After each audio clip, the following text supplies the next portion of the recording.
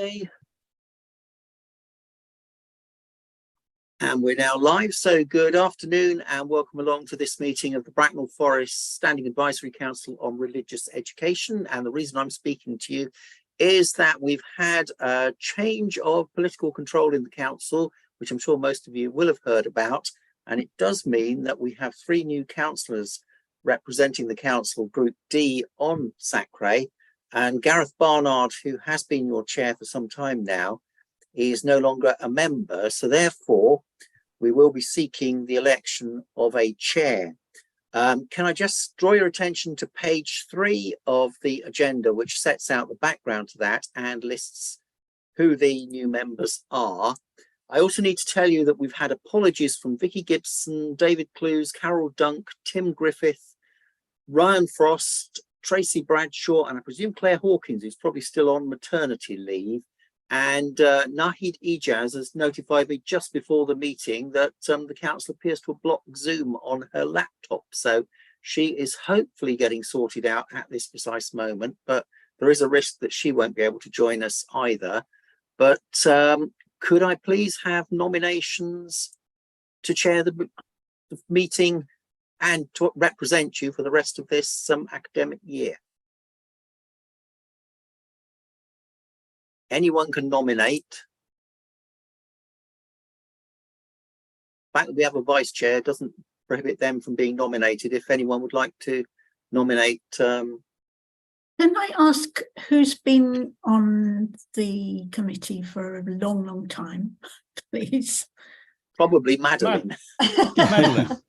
Madeline, I would... Ruth, Kathy have all been on for a long time. Dilip has also been here for a reasonable length of time, Trish. So, yeah.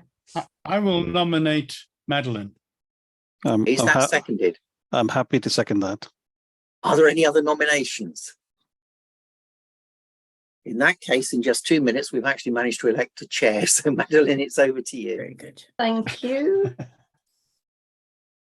It'll help if I pick up the agenda and then I shall know what we are doing. We've done that. We've done that. The minutes of the previous meeting. Are there any questions? Any corrections? Other than the fact that the dates set last time no longer apply and we have now got new dates going forward. Deathly hush. Can I assume therefore that the minutes are agreed by those people who were here last time? Yes. Thank you. And does that cover matters arising as well? Next item is verbal feedback from teachers. Oh. Just one moment. There is just one matter arising. Can I check whether Kathy and Alan have now formally been appointed to Group A? Yes. Yes. Okay. Thank you. They're on the website. Okay. Brilliant. Thank you, because that was an important matter arising. So yes. Can I just say that I think we ought to officially welcome Kathy and Alan as full voting members of Sacre.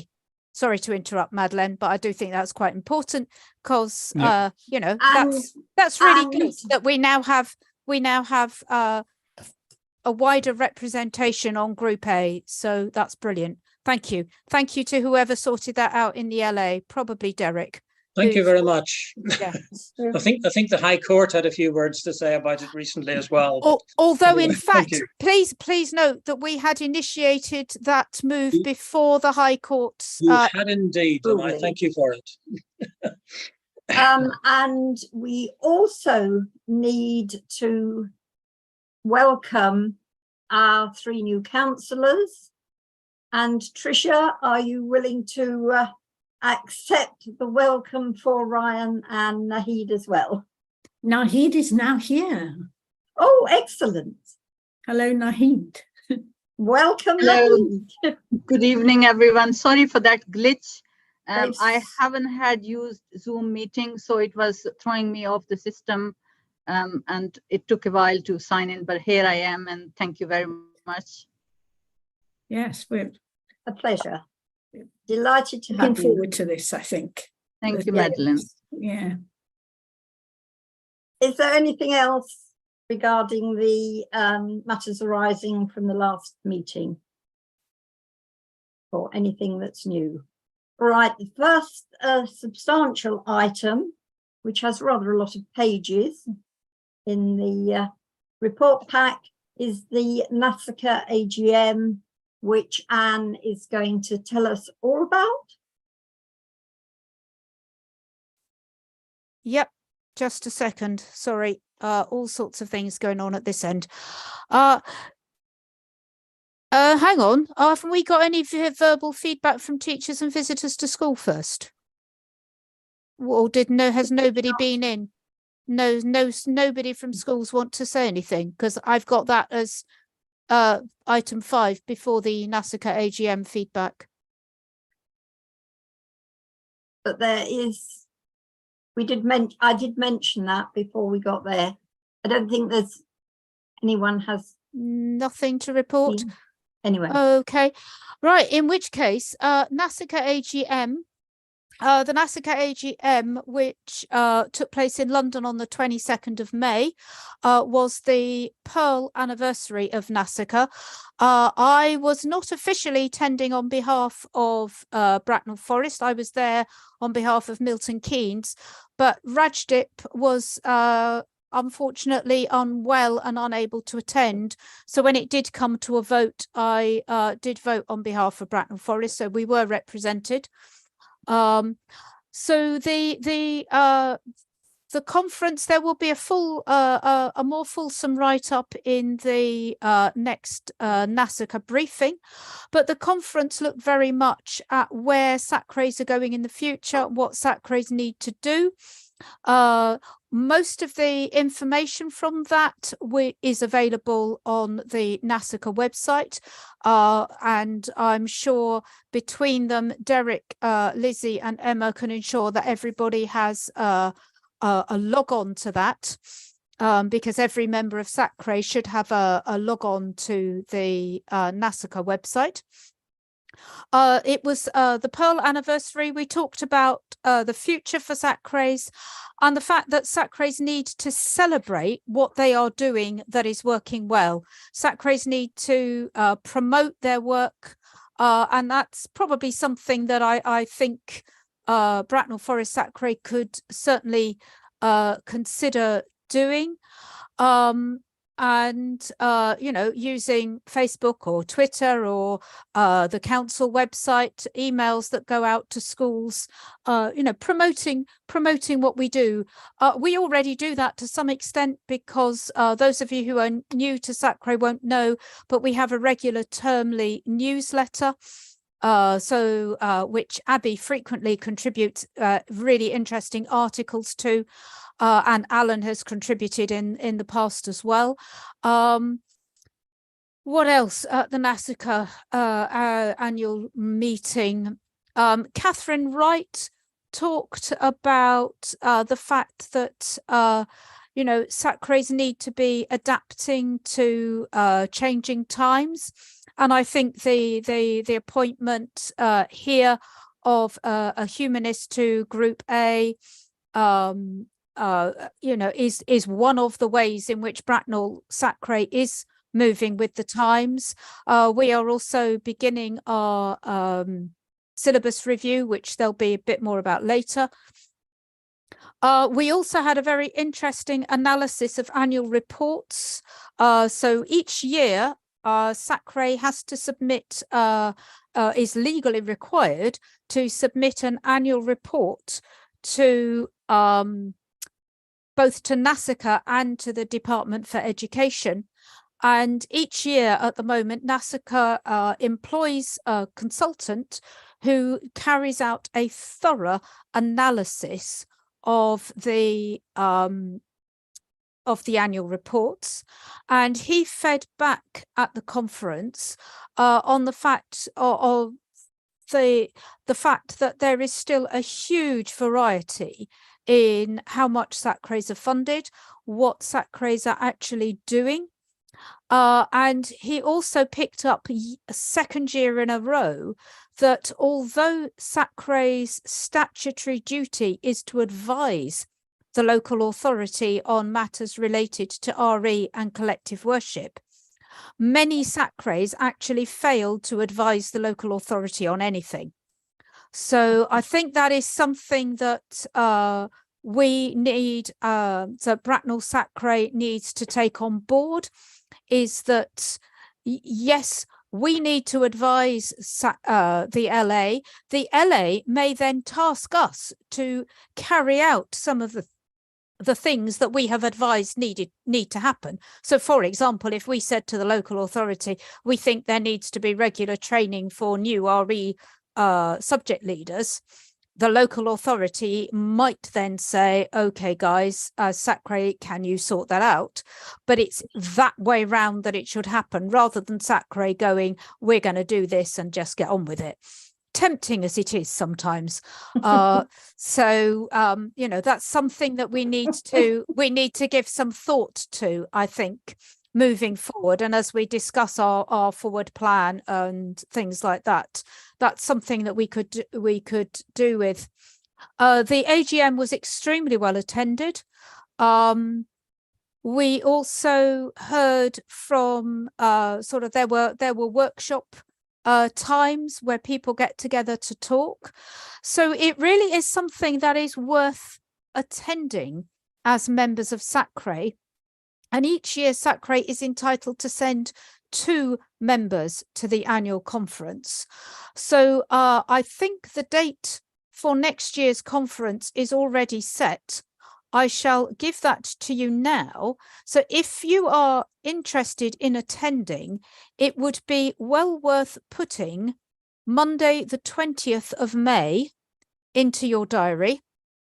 So that will be an in-person conference. I don't yet know where. There is a lot of discussion about whether we're going to hold the next conference back in London or up north, as people might say. So we have in the past been to both Birmingham and York, not at the same time. So it's waiting really to see where that's going to be. But if you put the date, the 20th of May, into your diaries already, if you are interested in attending, it would be really good to have the 2 SACRA members that we are entitled to send. Because otherwise we are not represented. And I was there both representing another local authority and as a member of the NASACA exec. So actually I was, in one sense, not a full participant in the day, because when it came to the discussions around the tables, I was not involved in those discussions because I was monitoring 2 or 3 separate tables. So our input, our ideas as Bracknell Forest SACRA were not shared at that meeting. So it really is worth putting in to the diary. If anybody has any specific questions to ask, I'll try to answer them. But otherwise, have a look on the NASACA website. Most of the papers and the presentations should be available to subscribed SACRAs, which we are. And can I ask Emma, please, to send quite clearly the code for the NASACA website? Yeah, of course. Please. And that will go with the other paper, which I'm letting Derek have later. Thank you. Any more questions, comments? Yes, Tricia. The training of RE subject leaders, how complicated is that when you've got mostly different academies running the schools, not the local authority? Because I think we've barely got any Yeah. local authority run schools anymore. I run a regular RE network meeting, which which SACRE supports and the LA funds. So we actually offer free RE networks to RE subject leaders. That was just an example I used, Tricia. So no, we welcome people from all schools, whether they are academies or maintained schools or church schools, because of course even maintained VA schools don't actually come under SACRE's remit, but we provide that training and all schools within the local authority are able to access it. And the role of a subject leader is the same whether you're in a maintained school or an academy. Yeah. And in fact, many of the academy schools do still follow the locally agreed syllabus, because not that many academies have a syllabus that they roll out. So it's not particularly complex in that matter. So are we in regular contact with academies, each academy in Bracknell Forest? Well, I don't know about regular contact with each academy, but all the schools in Bracknell are offered the same opportunity for RE network meetings. Right. I don't know how that functions, but yeah, okay. Yeah, information is sent out on the SACRE newsletter each term. The dates are set in advance. Tracy Bradshaw and I liaise about the dates. We already have next year's dates.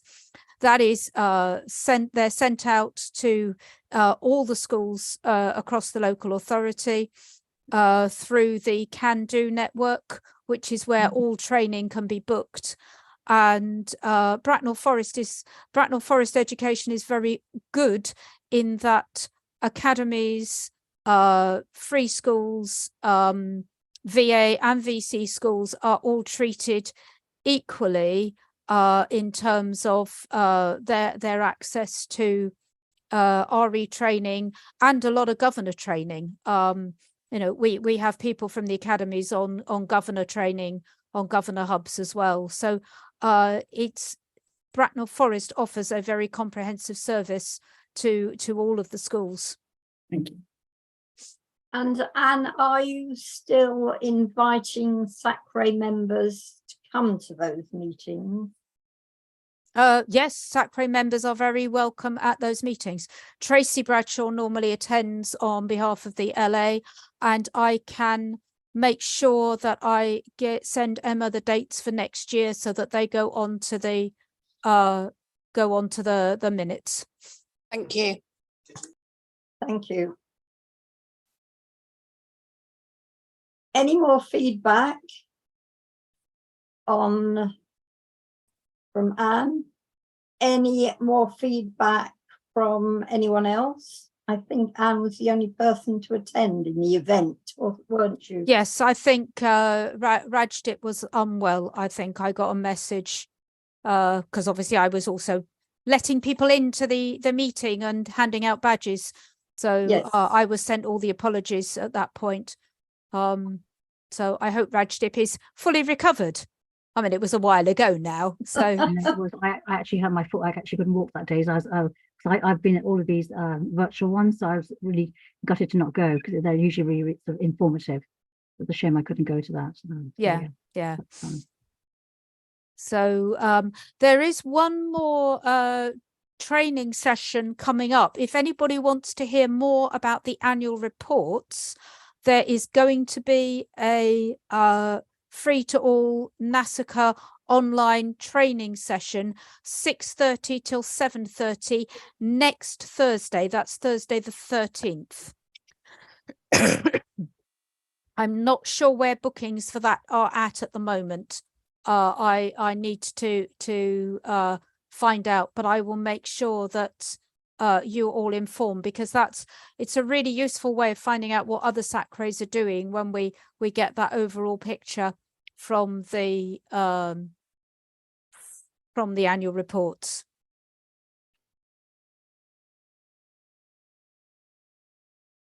Right. Anything else on that item? which is of course quite important that people know what they need to know and where to get the information. Okay, Anne? Right, and that covers item 7 as well. So item 8. Well, Oh. unless anybody else has attended any of the other NASACA training and wishes to feed back, because there have been a whole range. There was training offered on collective worship. There's been training on a variety of things. I don't know if anybody else has been to anything. I ran the one on collective, or I helped to run the one on collective worship, but I don't know if anybody else has attended any of them. Well, I can say that I did attend the workshop on collective worship and actually found it really informative, and it helped me understand what a conundrum and challenge the different laws and regulations and considerations that RE teachers have to take into account. It's a very difficult balancing act they have to do, and I'm lost in admiration of them. Oh, thank you. Yeah. There is also a project that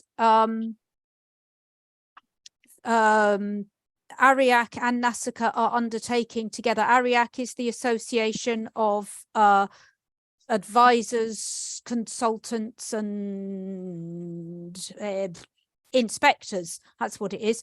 There is a joint project in collective worship that's about to get underway, which I will be a part of. And so there will be more information about that over the course of the next year. Thank you. Anybody else been to anything exciting or unexciting for that matter? Right, we'll move on to item 8, the Bloom Review. Does government do God? And anybody who has read all 165 pages of the report deserves a medal. I am pleased to say that a member of the Community Engagement and Equalities team has done a much shorter 5-page version, which covers a summary of the main recommendations and a couple of items at the end of potential implications for Bracknell Forest for discussion, which the community engagement will pursue in due course. I only received that a couple of days ago. Knowing it was there, I said, could I have it to be helpful? And it will, Derek, or probably Emma, will sort out, because it's another department's paper, we'll sort out and get it sent to you all ASAP. Of course. So that, thank you, Emma. So that you can get the briefer information of what they're recommending. And some of them are a little bit questionable. Anyway, I will just briefly tell you that it's the relationship, this reporting is on the relationship between faith groups and public institution, which is focused, according to the report, on true believers. Not going through all the recommendations, but they're going to appoint an envoy to promote and protect religious freedoms. They're going to consider ways of proactively partnering with places of worship in a faith partnership charter to support the community. That's got to be in place by December 23. That's only a few months away. The Are they third going to one. do that? Sorry, Ron. Going to that, or is that one of the? The putting in place the charter and the discussion is something which will be done by the council's community engagement and equalities department. I have no idea how they will do it, and in fact they probably haven't worked it out themselves.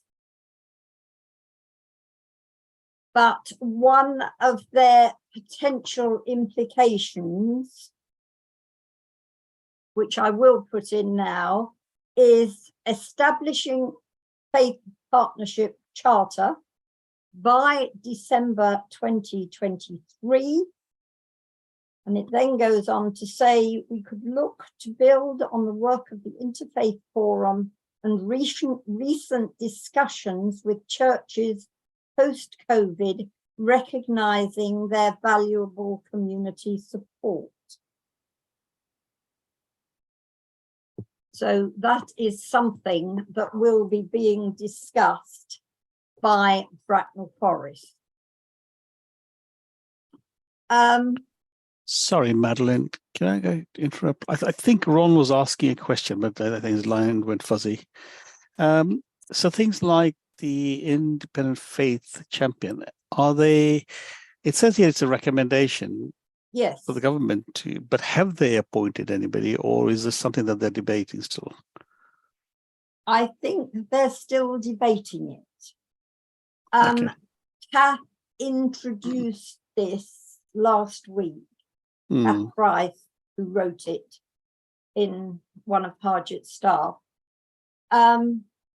She introduced it last week at a cultural event planning meeting. And that was as far as it went. I subsequently, because of this evening, wrote to her and said, was it possible to have it? It isn't actually a published document as such yet. So I got it. I did send it to the Interfaith Forum, and Emma's going to send it to all of you. But it's just come from the council at the moment in response to a government instruction. And more than that, I'm afraid I can't tell you. Unfortunately, all will be revealed in due course, I think, is probably the only thing I can say. I see Anne has her hand out, and I'd like to comment briefly also, but Anne, you were first. Anne? Thank you, Alan.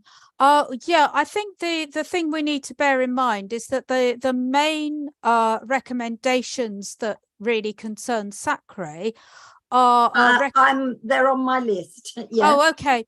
Because recommendation 7 is actually really encouraging in its promotion of the kind of RE that we as SACRE have been talking about for the last goodness knows how long.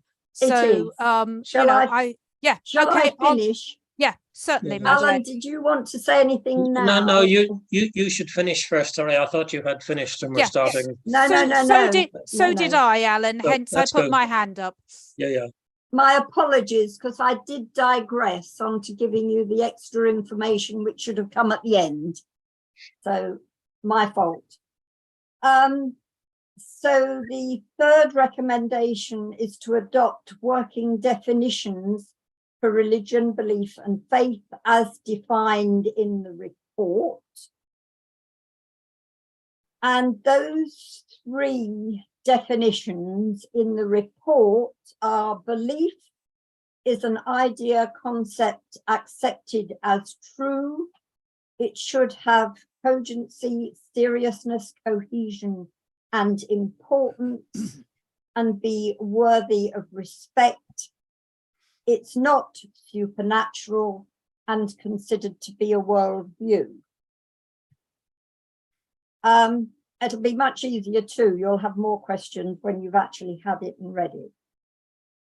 Their definition of faith, which they say is a synonym for religion, is profound trust in something based on spiritual conviction and divine principles, belief in something beyond empirical experience. And these three definitions have come from the full report, page 18, for people's information. And religion is a particular shared system of belief, generally in one or more supreme being or entity, or in a sense of the infinite, which seeks to influence the followers' actions and practices. They often have places of worship and frequently formal structure and learnings. They have a statement of belief, commitment or creed, and sacred text. They are the report definitions. I won't comment at the moment. I'm missing some out because item 7 is to improve the teaching of faith literacy and RE to cultivate a more inclusive society for potential debate-free faiths and beliefs that shape society. Possibly to introduce minimum standards in RE alongside other humanities, and possibly included in Ofsted. Interesting, that will be. And then number 8, which is also quite significant, ensure out of school and faith-based settings and supplementary interaction, not quite sure what they mean, are registered and resources provided to meet welfare and safeguarding requirements. Now, those are the ones I have picked out as most significant to us. And some of them are a little bit mind-blowing and will, I think, lead to a little discussion or a lot of discussion. Alan, you had. Okay, well, of course, I want to say you said it was largely about true believers, but interestingly, they did make the point that they considered someone who was truly a non-believer could also be a true believer. So they were really saying we're addressing the sincere people and not the half-hearted people who pay lip service. So please consider that humanists are true believers in the I did, yes. Context of this report. Yes. Just these are their words rather than mine. Indeed, yes. Yes. Right. I mean, yes, I assumed that immediately I read it, but right. It's a bit, yes, but because it does mention actually over on worldviews, it mentions atheists, humanists. It mentions quite a few of them, but not an exclusive list. Okay. Well, the observations from, again, this minority view, because clearly this was a report about faith and government. And I'm pleased that they did include humanism, but I was very pleased that they did say, how can the government promote in parallel to freedom of religion the values of freedom and speech and democracy, etc. Because quite often people don't appreciate that humanists hold values too. So that was good. And then just Yes. quickly on some of the recommendations. Recommendation 6 was to appoint an independent faith champion. And in that section, it did not make any reference to the non-faith. And since we are now about 50% of the population in the UK and Wales, I hope they are continuing to include consideration of us as well as other established faiths. And then the final comment I wanted to make, I was pleased to see a positive reference to humanism, in that they said the government should fund a program to support vulnerable people who are leaving high control movements, sometimes cults, and they actually praised the work of Humanist UK, who have got a program to support apostates and others who are troubled and maybe homeless as a result of leaving a controlling environment of one sort or another. Yeah. So that's really all. I was pleased there was some recognition for us, but it is largely talking about more conventional faiths than humanism. Thank you. Yes, yes, I would agree. But, you know, we have got to look at it. There are only two potential implications for Bracknell Forest for discussion that have been picked out for the moment. One is the one about the Faith Partnership Charter, which I presume they have to put together before December by order. And the other one is that training will come from government for council officers, and in fact, or on detecting faith-based financial coercion and exploitation, with clear instructions on reporting, including police and charity commission. I mean, I've gone for the more positive things here. There were a number of things that do need looking at, but are less positive in it. But those two things at the moment are what our council has focused in on most immediately. Okay. And how that will move forward, I don't know. I'm sure we will be told. But they do point out that when they're talking about government officers, the government and council officers, it is in fact everyone who is paid from the public purse. So it includes all the teachers and all the NHS.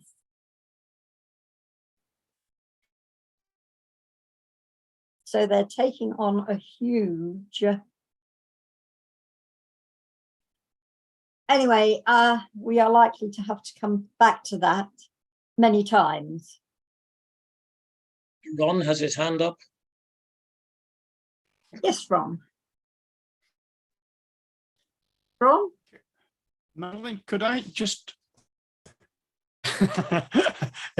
my hand would be very tired if it was a real hand. It's been up. I'm sorry. Time we were kind of talking about the Bloom thing, and I just wanted to some of the time that was being given to the whole. Can you hear me? Yes, I can hear you. Now you've gone. Oh.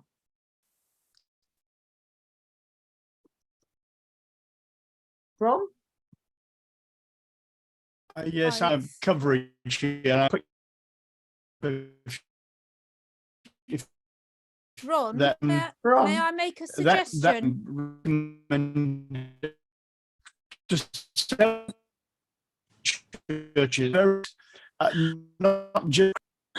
Ron, we can't hear you well. The sound is breaking up. Yeah. May I make a suggestion, Ron? If you turn your camera off, you may get better.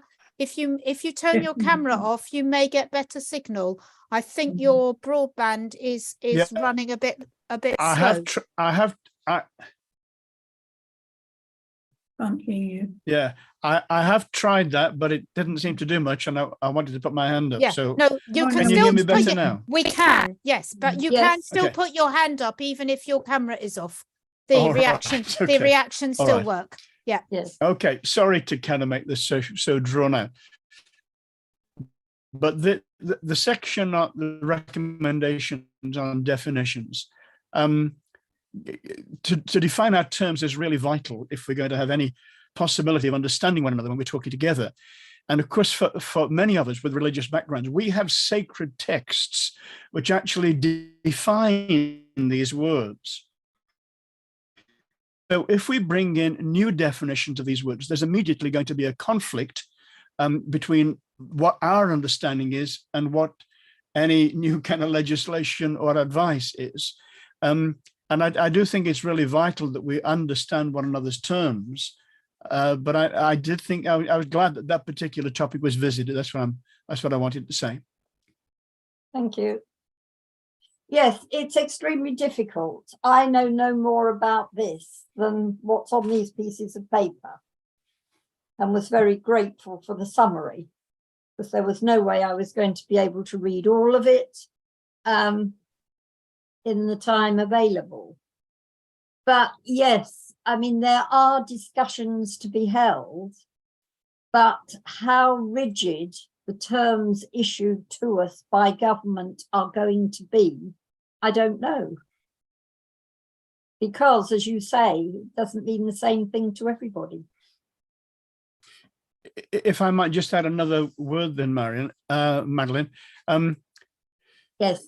In some of the free churches, yes, there is something of a kind of a siege mentality. And it's partly caused by the fact of the redefinition of words, which maybe if you've read Orwell's 1984, you know was one of the ways that they controlled things, by altering dictionary definitions and actually by eliminating words about topics they didn't want people to talk about or think about. Yeah. And there is in free churches are a very, very wide spectrum.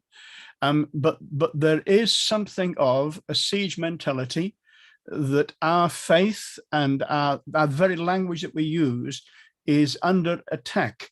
Now, I'm not neurotic about these things at all, but as a representative of the Free Church, I will raise my voice just to make it clear that there are difficulties here for people from Free Church backgrounds. Oh, I think there are difficulties for a lot of people with this. And how rigid it is and how much it will be, that's it. I have no idea. But I'm sure, you know, the report has only recently come out. There hasn't been a great deal of discussion on it. It's gone to local authorities who have been told to put it into action. And our authority, being what it is, I'm sure will do their best to put it into action. At least, hopefully, the good points, if not the bad points. Does anyone else want to say anything, or shall we move on? I'm sorry to can I just interrupt one last time, Madeline? And then, does that mean that this report and its recommendations has been accepted by the government, that they're now going to push it out to local authorities? They already have pushed it out to local authorities. That's why our local So they've accepted it. I think the government must, I don't know, but I think the government must have accepted it to have issued it to all local authorities with instructions to do something about it. Okay. By the end of the year. That's good. That's good. Thank you. That's good. Not very encouraging, but there you go. Oh dear. Right, Ozzy, you're my first hand. Some of that terminology, particularly the one of belief and faith, I recognised from reading the Equality Act, a nice bedtime reading, the Equality Act 2010. Yes. So clearly it is something of legal standing. Yes. We may not entirely agree with all those definitions, but something I think is quite interesting to point out, and I find myself once again in agreement with Alan, that the protected characteristic of belief, which is what's defined there, includes lack of belief, which is not just things like humanists, but the fact that, for example, Jews not believing that Jesus was Messiah. So it's interfaith as well as outside faith, lack of belief. Oh, yes. I think that's something that we address very nicely with our engagement in a plurality of perspectives. Yes. Thank you. Yeah, it's very complex, isn't it? Abby, you're next. Hi, just quickly, you mentioned that Bracknell Forest are going to be looking at the faith-based exploitation in finances and also in education with regards to safeguarding. What was the other area that they were going to be covering? The two areas, that was the exploitation was one. Yeah. The other area they're going to be covering is building interfaith, the faith partnerships. Faith partnerships, lovely. And Thank you. producing a faith partnership charter. Okay, lovely. Thank you. And that is going to be quite challenging, I think. Okay, Tricia. I think Raji was before me. I was just Fine, going it's along fine, my Tricia, you can go screen. first. That's Sorry. absolutely fine. You go ahead. I'll go next. Oh, okay, thanks. It just occurs to me that each religion has its distinct and important messages and beliefs, and we can't hope to make common statements about every single one. And it can't include everybody. So part of RE surely is discussing and examining the differences and why there are differences in the different cultures, and to respect those differences. And it's not trying to make everybody the same at all. I wouldn't have thought. No, and I think one of the words they use is understanding for inclusivity, which it takes a lot of analysing, I think. A lot more than I've had time to do, and certainly than any of you have had time to do, because you haven't got the summary yet. But I found the summary very helpful when that is sent to you. Sorry, Raj. I just want to make you all aware, something just came to my attention, I think this morning, in fact. So I think it's probably not relevant to Saga as much, but it may be to some degree, but maybe something I'll probably go into more discussion in the Interfaith Forum. So the Council of Sikhs in Law have formed a select committee, and they are doing a review of the report with respect to Sikhism. And it includes academics from various universities, Warwick, Oxford, Leeds, Wolverhampton, MPs, Sikh MPs, Preet Gill being one of the prominent ones, and also various lawyers and solicitors as well. So actually, and that's the timelines for that. Is I think the submissions were made last week in person and written. I think the review actually took place the last few days, and they're expected to produce a report in about not 2 to 3 years, probably 2 to 3 weeks, I believe, until the timelines are. So when that becomes available, I will communicate a link on what the kind of their objectives are, because there are objections, I think, in the simplest terms, in terms of biases and inaccuracies in terms of what's been presented with regard to Sikhism. So I think it's probably relevant to make you all aware of that. Thank you. Yes, I'm sure people will need to analyse this from their perspective, won't they? And to see how it fits. That is what it's really all about. And I think SACRE does need to be mindful of the fact, though, that according to the government website, the government will consider the findings of this review and respond in due course. But the only recommendation that is really totally germane to SACRE is recommendation 7 about RE, and that SACRE's role is really to advise the local authority on matters connected to RE and collective worship. And while this is not irrelevant, it isn't the meat of our role, and discussing whether we do or don't agree with the way that the Bloom Review has stated things, I'm not sure is really going to get us anywhere.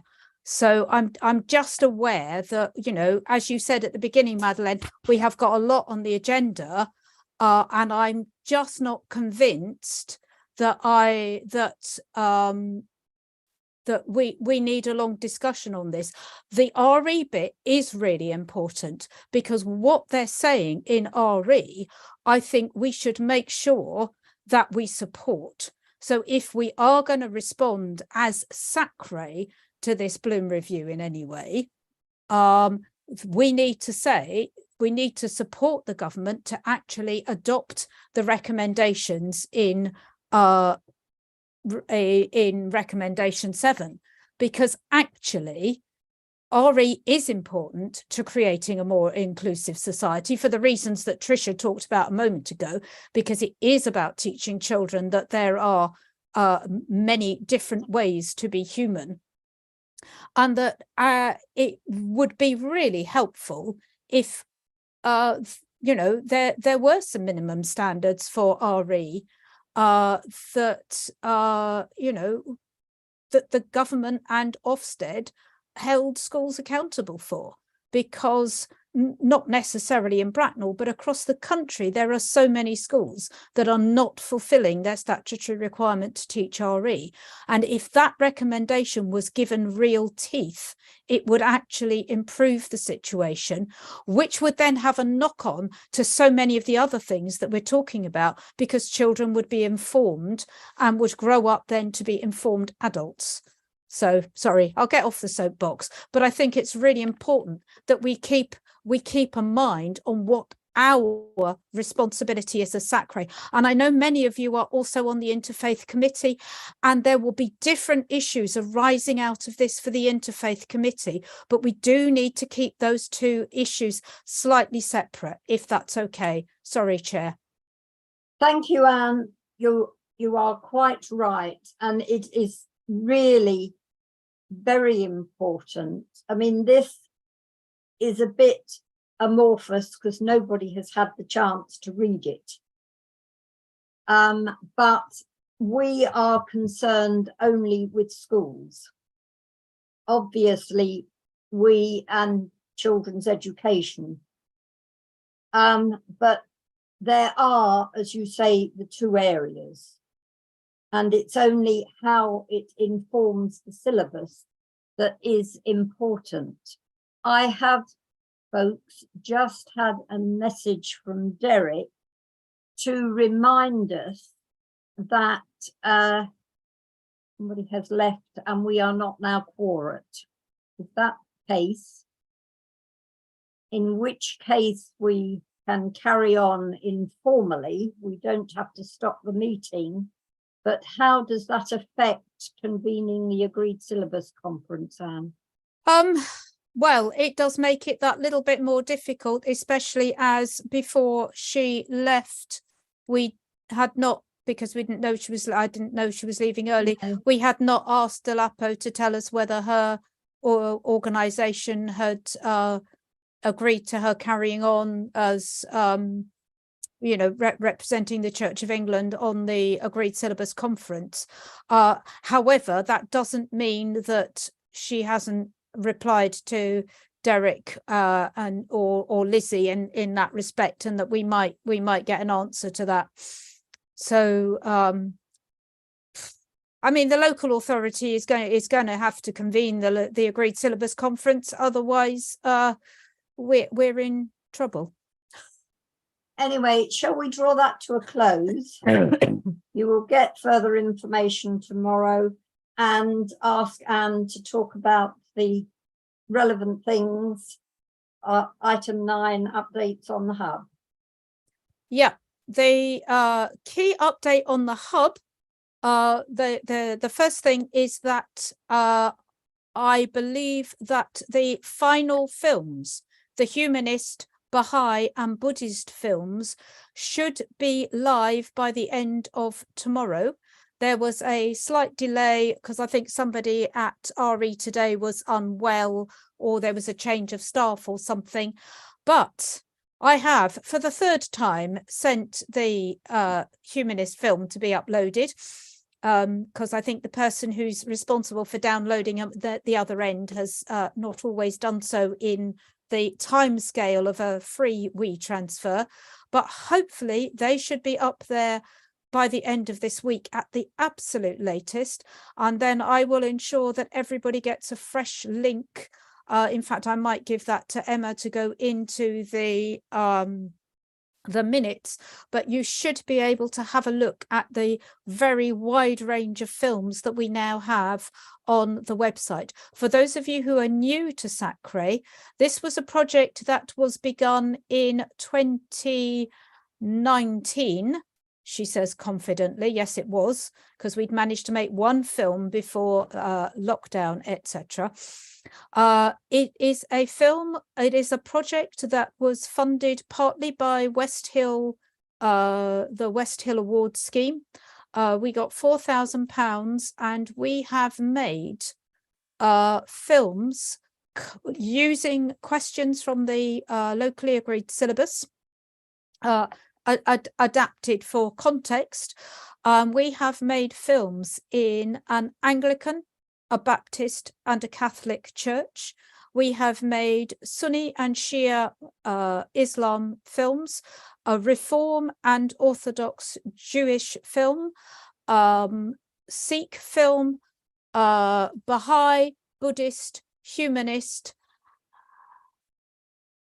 and possibly something else. But it's a lot of films now. There are 6 films in each religion, 2 at each key stage, and they cover questions such as what stories are important, what symbols are important, what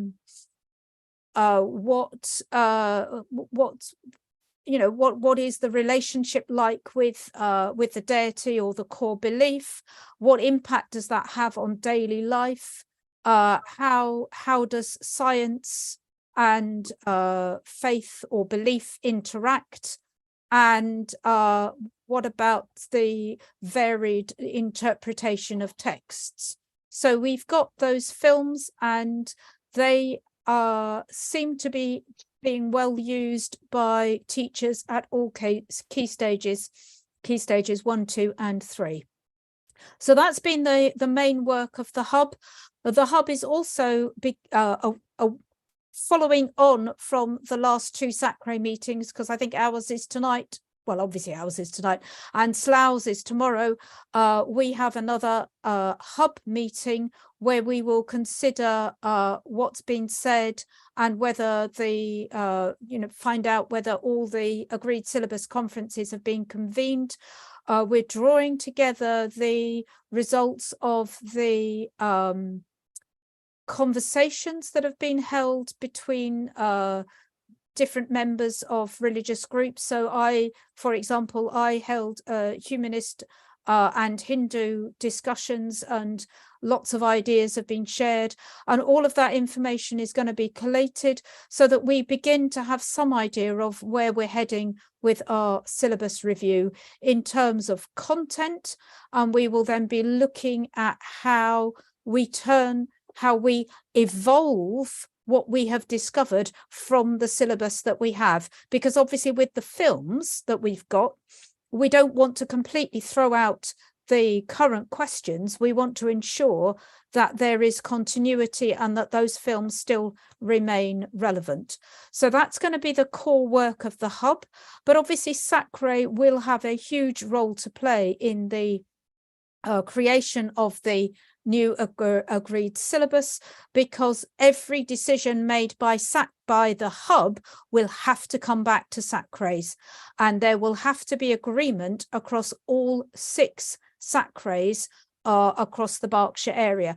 This is why the Pan-Berkshire syllabus is more challenging to create than those in one local authority where you have one SACRAE and one group of people.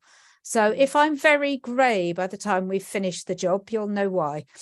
But that's where we're going. However, there will probably be additional working parties, depending on how the hub proposes to SACRAE that we work. So that's the main role of the hub. The hub has plenty of money to do the agreed syllabus conference. We actually have had an extra donation in from West Berkshire, which is good because it's one of the larger local authorities. So they've got more schools than we have, many more schools than we have. So watch this space for updates on where we go. But I think the next item, unless anybody has any questions, is actually a presentation on what an agreed syllabus conference is and what that needs to look like. So if anybody's got any questions about the films, I'm very happy to answer those. Can I say, Anne, thank you very much for all your work on getting those films organised. It's been a terrific amount of sorting out where you go, who goes, what they do, how they get it done. A mammoth task, and it really is beginning to be a splendid resource that we now have. Well, it already is a splendid resource that we have. So congratulations and thank you very much. Thank you. It has been a team effort. Yes, it has. I was a little involved at one stage. Yes, yes, you were. As I said, it has been a team effort. It has, yes. Derek doesn't think we have any formal decisions to take. So I don't think so. So we should be all right. Please carry on with the presentation on the agreed syllabus. Nahid, do you have a question about the films before we move on? No, I don't. But it's my first SACRAE meeting and there's a lot to take in. I'm trying very hard to follow everything. There are lots of questions that are coming in mind, but I will write them in to Madeline via an email. Yeah. But I also have to leave in like 25 more minutes. Okay. 20 more minutes. Yeah. Can I suggest, Nahid, that you copy me in as well to your questions? Because there will be some things that the advisor can probably answer even more easily than the chair. I'll put my email address in the chat. That's fine. Thank you. And thank you for coming along and for attempting to keep up. This has been exceptionally full of lots of information, some of which is still a bit fuzzy. So please do ask anything you need to know. Have you done your? Thank you, Anne. Yeah. So if there are any more, if there aren't any more questions on the films and the hub, what I will do is I will present the NASICA information so that everybody is really aware of what we're talking about when we talk about an agreed syllabus conference. So thank you to Derek for making screen sharing possible. I hope you can now see the PowerPoint. Can I just have a show of hands? Yeah. Yes. Okay. Excellent.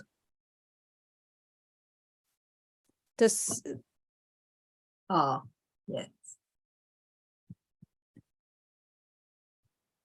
It's all right. Our fiddle, mine has gone into a funny shape, but it's there. Okay. Carry on. So this, what I'm sharing with you is a PowerPoint when I can find the, well, no, it's a PDF of a PowerPoint from NASICA. that actually is going to talk about what an agreed syllabus conference is. Don't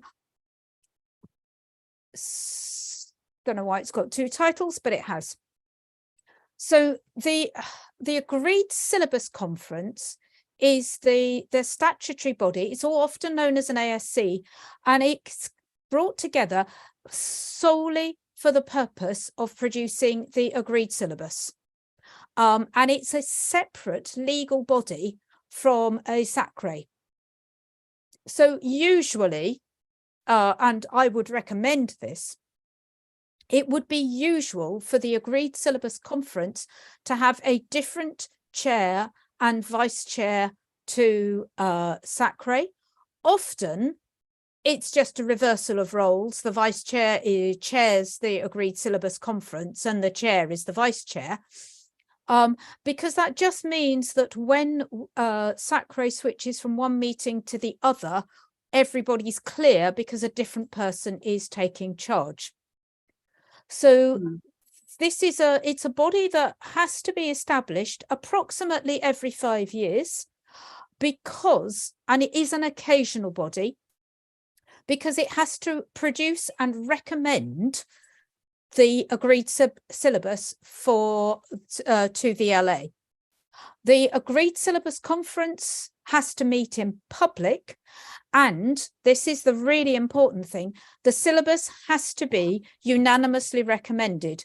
So any subcommittees has to have at least one member of each of the constituent committees. So we have the groups that we have on SACRE, Group A, which is the range of religions and worldviews, Group B, the Church of England, Group C, teachers and teaching union representatives, and Group D on air have to be represented on the agreed syllabus conference, where instead of being called groups, they are called committees.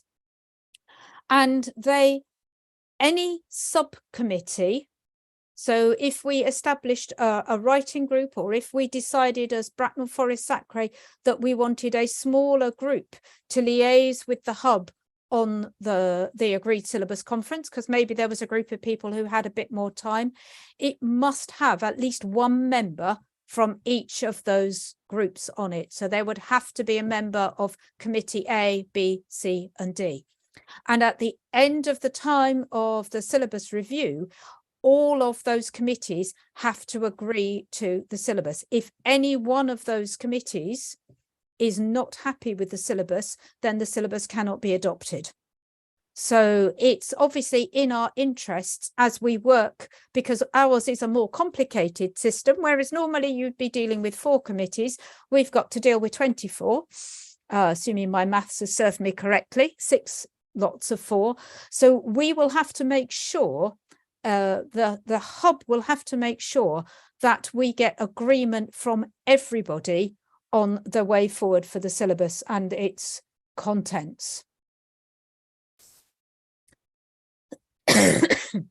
So you will notice this was the other reason why I was very, very keen that both Kathy and Alan became full members, because as we read through this list, you'll see that, as I said, it's got the same group structure as the SACRE, but it's called committees. It's the same interest groups, but it may or may not be the same people. We know that most organizations actually struggle to find one representative, let alone finding a second person to come and represent them. But this next point is why I was really keen for Kathy and Alan to become full members, because the Agreed Syllabus Conference cannot have co-opted members. So this now means that both Kathy and Alan can be fully involved in and have voting rights on the agreed syllabus within their committee. And you'll see that there are, that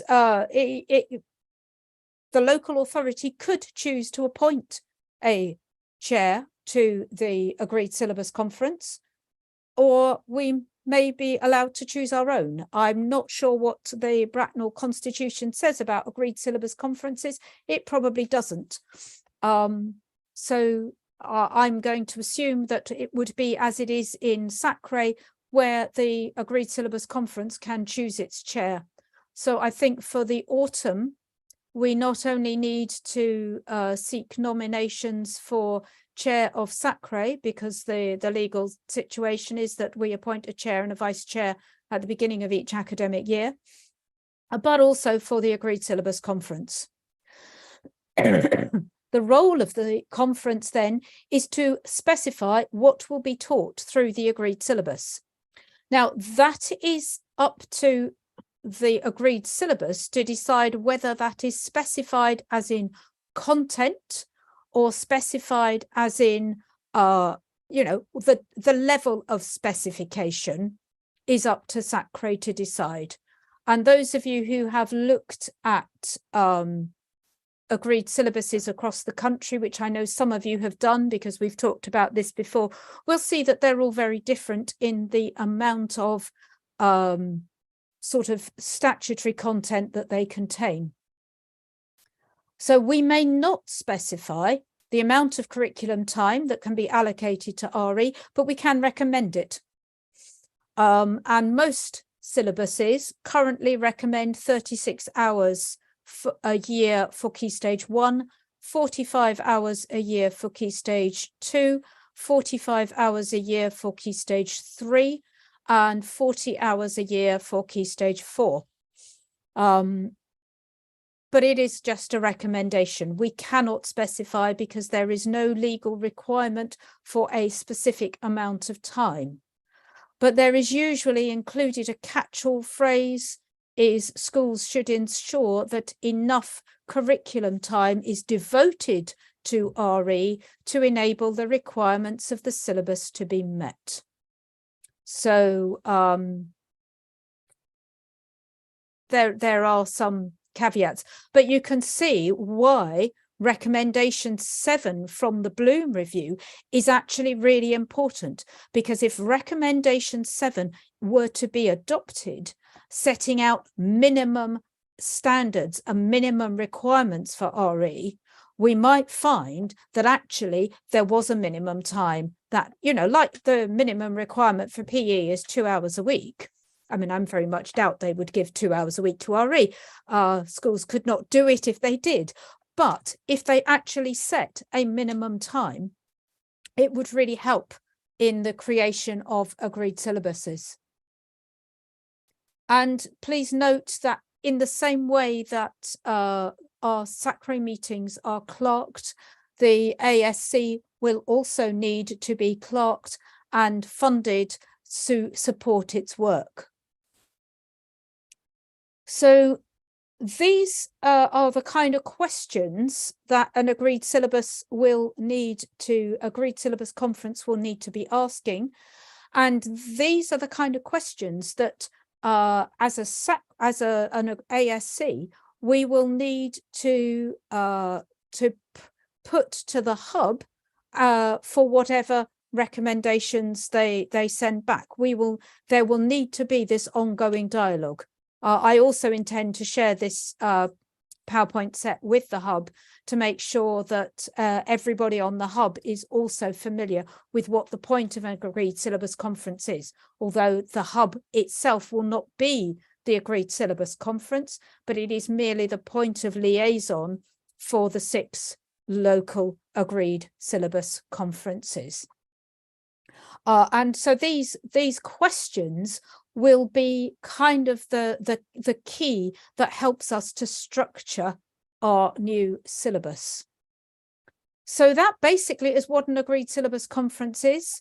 So the local authority, in the same way that the local authority is responsible for appointing each of you to your place on Sacre, the local authority kind of officially appoints the agreed syllabus conference. How they do that, what form of words they use for that is entirely up to the local authority.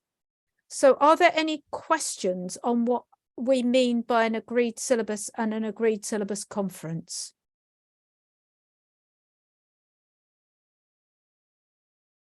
So it's like a task force, if you like. It has one job and one job only. Whereas SACRE advises the local authority on a range of things connected with RE and collective worship. The agreed syllabus conference writes the agreed syllabus. End of story. Any questions? Yeah, hi, Anne. It's Dilip here. Hello, Dilip. Yeah. Hi. So how much time? Sorry, I got a few questions, but how much time does the ASC have to deliver its decisions? As long as it needs, basically. Right. I mean, as long as the syllabus review is begun within the 5-year window, we are just within that. Our syllabus technically runs out at the end of December. But providing we have started the review, the agreed syllabus conference will take as long as it takes until we basically have 24 committees in agreement with what we've produced. Okay. Ideally, we've set a time scale that this should be done by April 25. That's my hope. Okay. Partly because I intend to retire in April 25, and I'm sure that you lot would quite like me to finish the job rather than leave it hanging. So there's a minor threat in there. Don't annoy me too much. No, I am teasing. But actually that is, I mean, obviously that is not the main reason, but actually that 18 months seems to me to be a reasonable length of time to bring these committees together to do this. And what about sport resources? You already mentioned that we'll need a clerk on the ASC. I anticipate that the ASC meetings will continue straight after the SACRE meeting. So what I anticipate from September is that our main business SACRE meetings will be somewhat shorter, and that the main business will focus on agreed syllabus conference. And I anticipate, because this is what happened last time, and I believe the time before, I anticipate that the clerk, the local authority, the broadcasting of these meetings will continue, but just with a different chair in post as we switch from one meeting to the next. Possibly with different members if any of your organisation said, no, I'd really rather that somebody else was the syllabus person for this. But I've not heard from anybody yet that their organisation wishes to replace them with somebody else for the conference. Okay. And who provides the general guidance? Is that you, Anne?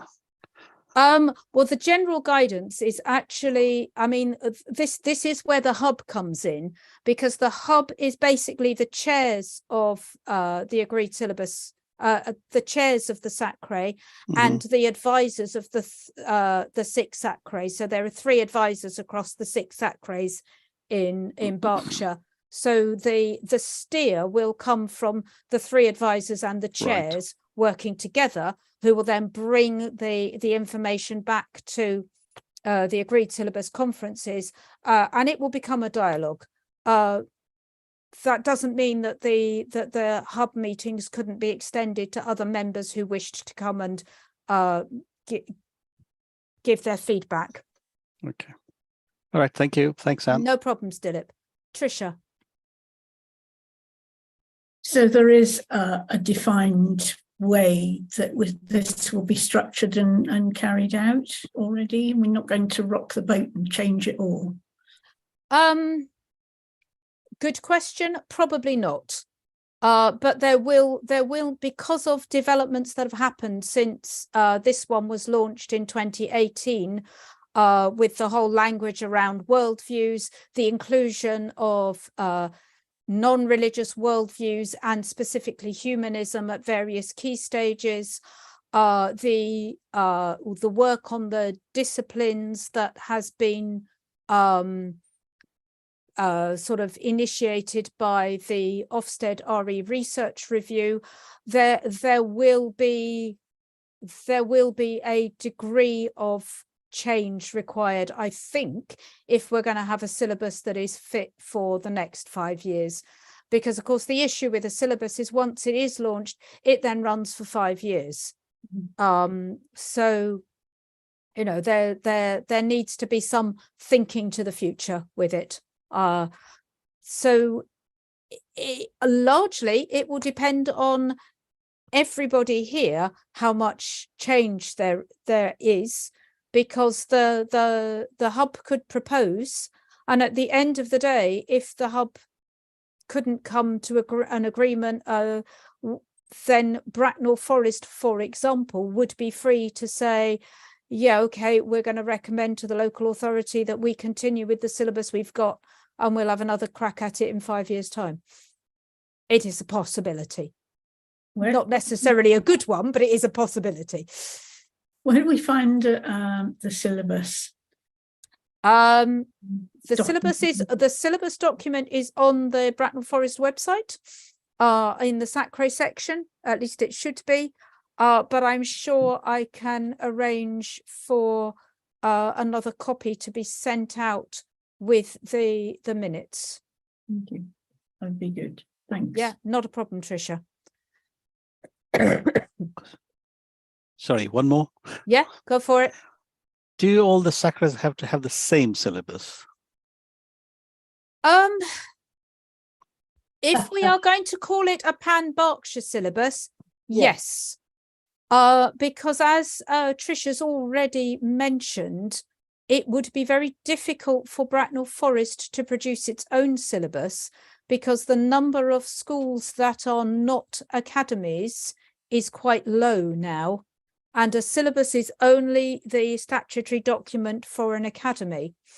So financially, it would be quite hard for a Sacre or an agreed syllabus conference, a local authority the size of Bracknell, to fund on its own a full syllabus review, which would cost the best part of £10,000 to do it properly. Okay, thank you. So historically, the 6 Sacres, because prior to 1990 something, I think there was a Berkshire syllabus when the government, in its wisdom, created the unitary authorities. The decision was taken at that point to continue to produce a joint syllabus. So, Rajdip. Okay, so my question was around the budget. I think we've touched on this before. You mentioned there was a budget for a clerk and so forth. So I guess actually, well, how will the syllabus be introduced to schools, and is there a budget around that? Yes, what we've been doing for the last 3 years, Sacre, each of the local Sacres has been paying into a hub fund. Initially, some of the money was going into the hub fund in order to put on some events, but courtesy of COVID, we didn't put on any events, at least not ones that cost any money. So we have managed to bank a reasonable amount of money. We have, for the syllabus review, we have a really decent amount of money in a pot together that will fund the work of the advisors. It will provide us with enough money to put on launch events across the 6 local authorities. But the payment of the clerk will continue, because in effect it's the same Sacre meeting. You know, the meetings will carry on. The local authority would be funding the Sacre clerk. The clerk just does 2 parts of minutes rather than 1. So the funding the clerk is and the advisor is not a problem. The additional advisor time that will be required to write the syllabus, the research time, the, you know, if we run sort of writing panels for teachers, getting funding, releasing teachers from school, so providing supply cover to release teachers from school, that will all come out of the money that has been stored in the hub funds for that purpose. And the hub has a good budget at the moment. So I don't think we need to worry about the money, actually. Okay. And I know the other question was around supporting resources. So once the syllabus review is established or completed, is there any requirement to have supporting materials? Like, you know, we've got the Westall videos already. Yeah, there is no legal requirement to have supporting resources. That would be dependent on each SACRE. That may be what the hub decides to do afterwards. The hub may decide to continue sort of joint working to produce resources and things to go along with the syllabus. That will be a decision when we've actually reviewed the syllabus. Okay. So you know, there's no legal requirement for there to be anything other than a syllabus. Okay, and two more questions. Firstly, so is there any feedback from teachers and RE leads in terms of what they might like in terms of supporting? We have tried. We have sent out 2 surveys which have produced almost no responses at all. We've asked in RE network meetings, and we get a mixture of people who want it left as it is, people who want it radically changed, and people who don't know. So yes, I mean, my intention would be that we would get teachers involved at various points along the way in the process. That would be my hope. And in terms of the actual overall framework for the syllabus, has that changed considerably from 5 years ago? We haven't produced it. We haven't got I mean, the standard requirements for a syllabus are that the syllabus takes note of the fact that the main religious tradition in this country is Christianity and should take account of the other religious traditions in this country. Okay. That's what that's the legal requirement. There is no, Christianity must predominate. That's a legal requirement, but the rest of it is up to the SACRE. Okay, so there's no like national kind of framework. Okay. There is no national. That's why we have to write these syllabuses, because there is no national curriculum for RE. So we're not basing it on there are lots of different. We are losing people at a rate of knots. Yes, we are. This is not good, given that our meeting is meant to be from 5 till 7. Are we? I mean, this is. No, never mind. So you know, what the syllabus looks like at the end of the day is up to the agreed syllabus conferences. So you know, the legal requirements are that it must reflect the fact that Christianity is the main religion traditionally. I know it's not now the main one practiced, but historically it has been the main tradition in this country, at least since we threw the Vikings out. And usually most syllabuses then include information about what's commonly known as the other big 6. So that's Judaism, Hinduism, Islam, Sikhi, humanism, and Buddhism. Which year groups we recommend doing which religions is entirely up to SACRE. The content is up to SACRE. The format is up to the agreed syllabus conferences. We could, if the agreed syllabus conference wanted to, we could start with a blank sheet of paper. I don't recommend that myself, but we could. So does that answer the question, Rajdip? It does, yes. Yeah. Thank you. Dilip. So how is this exercise coordinated, or how would it be coordinated? Through the hub. But and the hub is where all 6 are represented, or not? Yes. All 6 SACREs are represented. Yes. At the hub. All right. Yep. Along with the advisors, along with the 3 advisors who advise the 6. So that's myself, Angela Hill, and David Rees.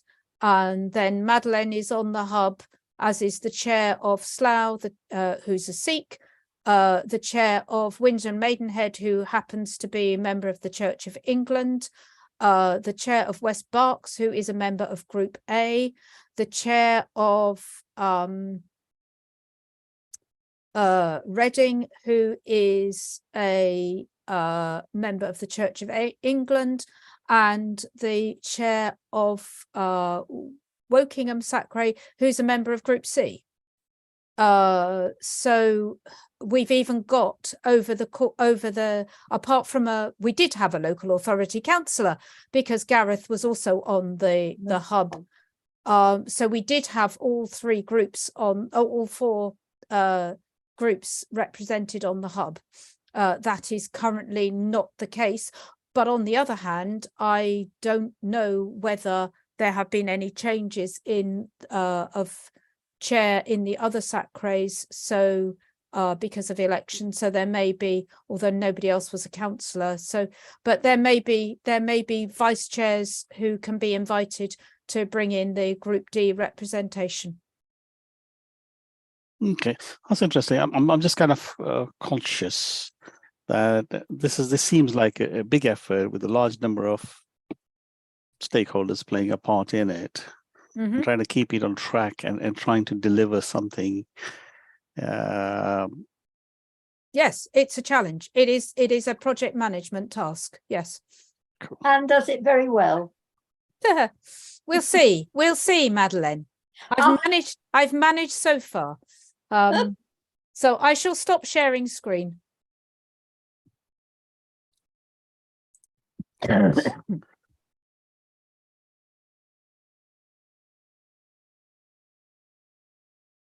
Right. Have you now convened the syllabus conference, and do you want to say anything else? Well, I can't convene the agreed syllabus conference. I'm not the local authority.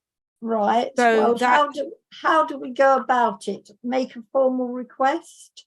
I think that's probably the best. So, Chair, if you write to I guess Zoe Livingston. Oh yeah. Or the executive member for education, or Ryan. Actually, why don't you write to Ryan? And Ryan would be the person. Yeah, write to Ryan. Write to Ryan and Zoe. Probably copying in Tracy and Derek, and just say SACRE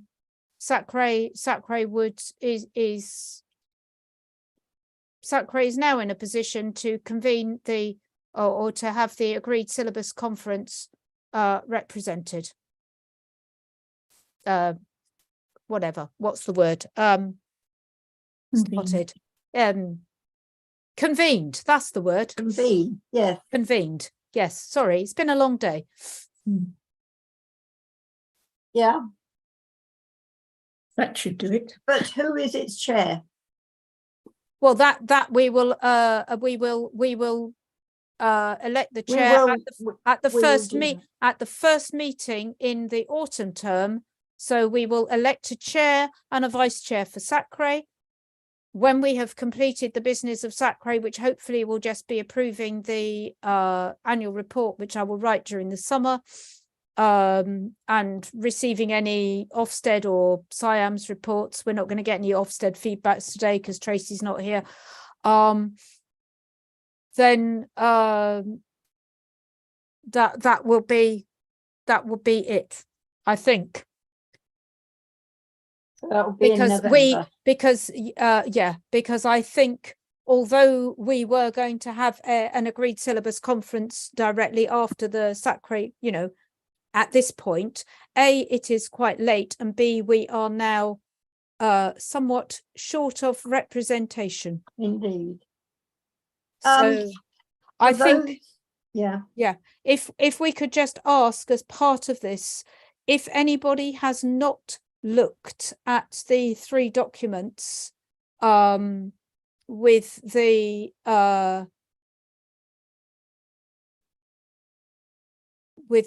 syllabus questions, asking for feedback, if we could have those by Thursday the 13th, that would be really helpful, because Thursday the 13th, the thing I thought I was doing, I found I'm not. So I am going to do devote a day to preparation for the hub meeting, which is the following week. So any syllabus comments from that document, which I believe was circulated, Derek. It was circulated, definitely, and certainly we have had, I'm sure you've had them too, we have had some responses to that. I have not seen any Bracknell Forest responses. I have only had Windsor and Maidenhead responses. Really? Apart from Abby's. I haven't seen any others from Bracknell Forest. Well done, Abby. I don't think. Did you not see one from Vicky? Oh, possibly. Maybe I did. I have been out of the office a lot recently. Yeah. So I am a bit behind with emails. So if anything has come in the last 3 or 4 days, I have not necessarily picked that up yet. These have. But okay, thank you to those. I will ask, please, that Derek sends that out again with the specific instructions so that we can't miss it. Please. Okay, I'm sure we can get Derek to do that, yes. Tricia. Thanks. Well, or Emma. Yeah. Yeah. Whoever's got it can send it out. That would be great. Of course. Thank you, Emma. So that's the important thing, and then we will convene the when we have our next meeting, we will elect chair and vice chair for that meeting. Perhaps I should say we keep referring to the fact that Ryan will do all this with the agreed syllabus conference. Well, convening the agreed syllabus conference is easy, but people do not know that Ryan we are talking about is the 3rd councillor representative. He is also executive support officer for schools, education, learning. Children, young people and learning. Children and young people. Thank you, Tricia. And he also works full-time in education, development and progression. So there is no reason, we are not sort of vaguely talking about someone amorphous. We are talking about someone in the business. And so that should be, he will easily adapt and get on the job. He sent his apologies because he's in Germany.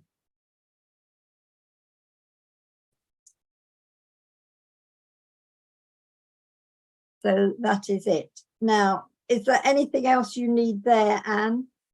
No, I think that's enough on the agreed syllabus conference for the moment.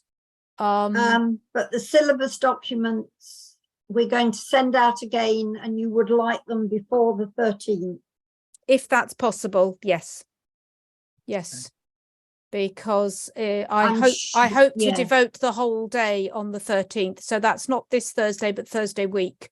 I hope to devote most of the day, barring anything else cropping up, to syllabus work, because I think that's really important. Now, Derek certainly sent them to all of Sacre, but I am not sure if they went to the new members. Did they? Tricia, do you know if they went to the new members? Example. I'm so up to there. I'm not sure what I've got and what I haven't. Oh, right. Need to. Yes, because you're getting documents from every angle, aren't you? Yes, I'm actually on quite a lot of new things, so that's quite. You are. I can imagine that, Tricia. Sympathy. Sometimes, yeah. It's bad enough coping with one, isn't it? Any other business? Just to say that come the autumn, there will be a new newsletter, which will be the other thing that will come to the autumn term Sacre. So if anybody would like to write anything about, I mean, for example, something about the trip to the, I nearly called it a Gurdwara, Dilip, that would have been bad of me, the trip to the Mandir, you know, that would be really helpful, because that might encourage teachers to take trips to the Mandir. So, I have actually had a request from teachers who were hoping to come and were not able to, a request that Dilip organise a trip especially for teachers. Yeah, we spoke about that, Madeline. Yeah, happy to do that. I mean, happy that to write something as well. Yeah. That might be something that Sacre could actually fund and turn that into a proper sort of Hindu RE development day. Let's talk. Can we talk about that, Dilip? Because I think that would be a really useful joint trip. Yeah, absolutely. I think you've hit on something that's going to be quite useful as well. So I'll do that. Need to speak to you about some of the other things as well. Yeah, so from one of our teachers. And we have who was hoping to come and then couldn't. And why can't the teachers have their own trip? So you can work that out with Anne, can you, Dilip? Yeah, absolutely. We'll catch up, Anne. Let me know when you got some time. Yeah. Sometime next year, after, right? Well, after the end of term. Yeah, that's fair enough. Last week of July, so 24th of July onwards. That week I have breathing space. I have none. I have almost none until then, I'm afraid. Apart from the 13th, which I really want to give to syllabus stuff. So yeah, no, I've even had to email all the schools I work with to say, if you haven't booked me, don't. I mean, slightly more politely than that, but actually I have no more capacity this academic year. Then we'll wait till the end of the month. Thank you, Dilip. That would be great. Because no teachers will want to do anything till October anyway. So. Yeah.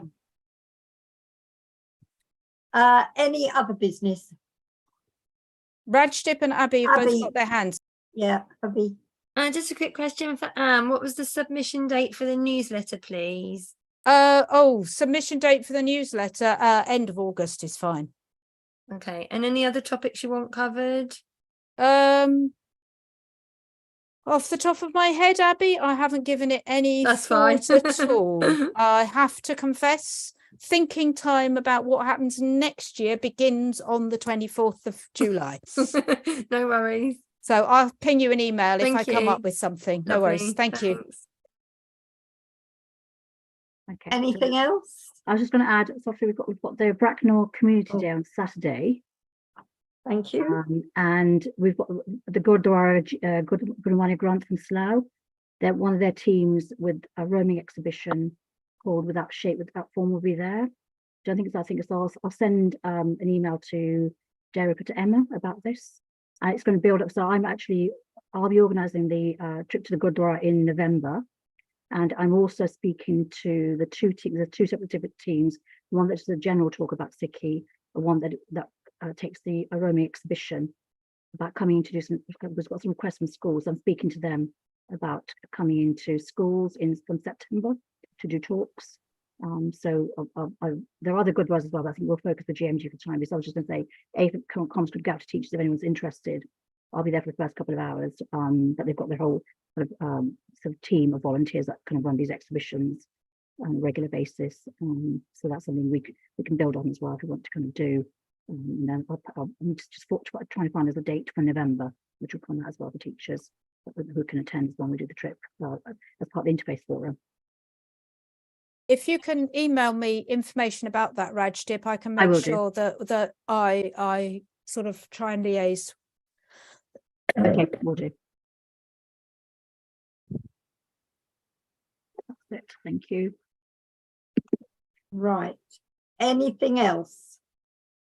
Anybody wants to? Oh, Abby.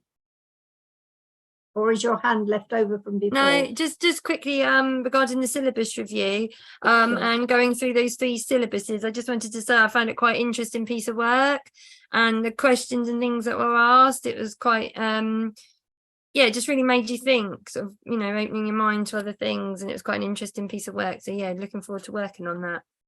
Thank you. Anything else? The dates of the future meetings have been changed. These will now be at 5 p.m. on Wednesday, the 15th of November, and Thursday, the 14th of March, 2024.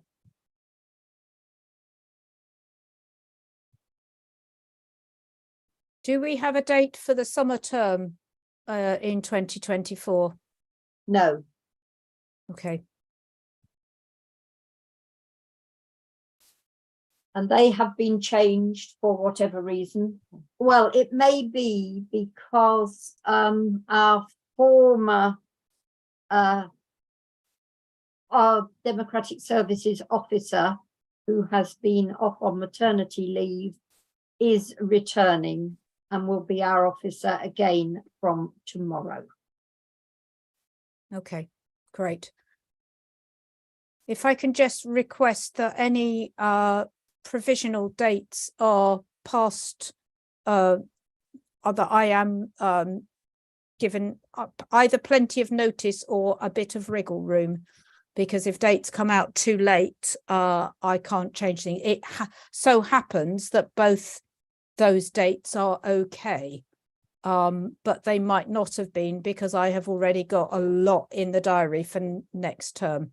So obviously my presence, it's not that I'm more important than the rest of you, but I'm paid to be here, so I'm meant to be here. I just assume that those are also going to be the ASC dates as well. Yes. Okay, great, thank you. So that does mean that the meetings are going to be 2 hours long, doesn't it? Well, it's likely, it is likely, but we will obviously discuss the agenda items and try to keep the first part of the meeting, the regular business, to essential business only until the agreed syllabus conference is complete.